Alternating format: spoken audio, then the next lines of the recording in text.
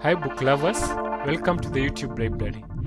We are street accredited and corporate certified. Your librarian is MD Njiru the artist.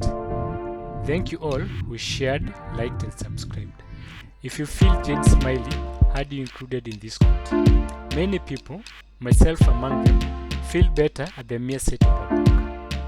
Then, kindly like and subscribe as we further the convo about books. Today, as promised, I will share my reading journey. When I first discovered myself, I found myself in our family shop. What fascinated me back then was sweets, especially eclairs, pens, and newspapers. Our shop had stacks of old newspapers for wrapping customers' products. I guess it's my childhood curiosity that led me to play with the newspapers just by looking at the pictures and using the pens and papers. I won't say that at a young age I loved reading. What I'm sure I can attest to is that I had an intense curiosity. Today, I will look for a book just because I had it mentioned in another book or by a speaker. School was a good breeding ground for my curiosity. Outside the classroom, I was fascinated by the grasshoppers and ladybirds. In the classroom, the ladybird storybooks kept me fascinated. The childhood storybook that is engraved on my mind is The Lion King.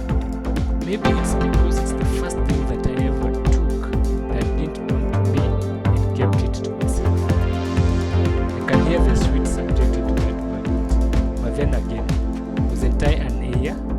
Also, I did keep the sweets to myself for long, that is. When I was supposed to join a primary, my family relocated and I joined middle school. I went through a reading wilderness for a while. The school had no storybooks and the stacks of newspapers were no longer there as we had closed the shop. There were not many stories to read except those in English textbooks, which were usually read in the first month of the year and had no new stories to read for the rest of the year. The primary English stories that stuck with me are The Noisy, On Bill, and another story which I can't remember the title, but there was a character called Kibwana who had moved into the school.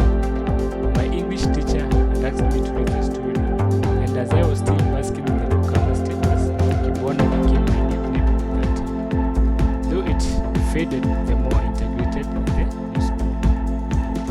Almost in my last year of primary school, an oasis emerged which made it interest.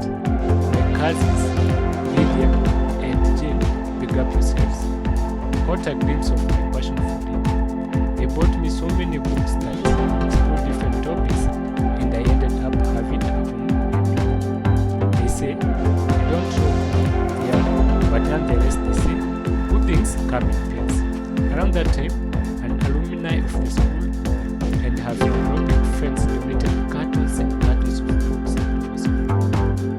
When I finally transitioned to high school, I had my first unlimited access to 1,000 books. I fell in love with pesetas. I set my reading pace high, reading the pesetas back to back, and at times averaging a peseta. It was really good display, which I felt like the other school, but that was none of my worry back then. Before I could fully comprehend the term sequel, I was already done reading The Life of Crime, Life of a Criminal, Son of Fate, and The Sinister Trophy, and the series can't be complete without mentioning Son of Fate. I ended up reading too many fiction books that I started writing my own fiction. My 2 years of reading frenzy spilled over to writing frenzy. Check out the link below on my blog to see what happened to my first book that I wrote. The first non-fiction book that I read was The Crown. I read it out of obligation as it was a gift I received. It took a long time for me to complete it, after which I gradually gifted my non-fiction parade with gifted hands. Back then, I didn't have the motivation to read motivational books as I referred to them, but that has changed. My current position with non-fiction books, especially autobiographies, memoirs, and self-help books, is that of dependency.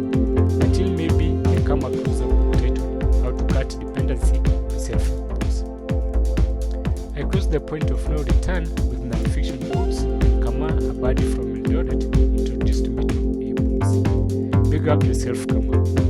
Around this time, something that would change the trajectory of my life had happened, and its effects were spilling over in other areas of my life.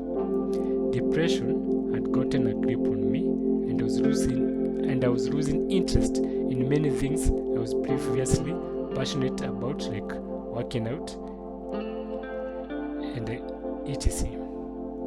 I lost my job, which aggravated my situation, and even getting out of bed became a struggle. I slowly turned into a recluse.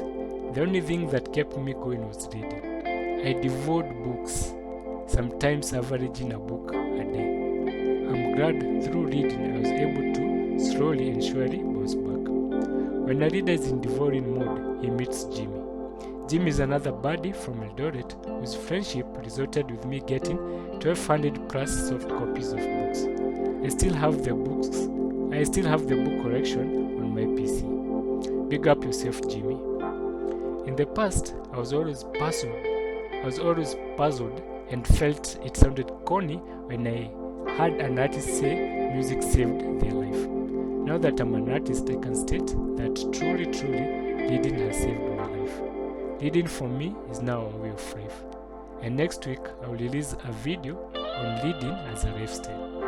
I'm currently reading The American Dream by Franklin Dukunda. You can grab a copy on Kindle. Kindly leave in the comment section your current read. Thank you.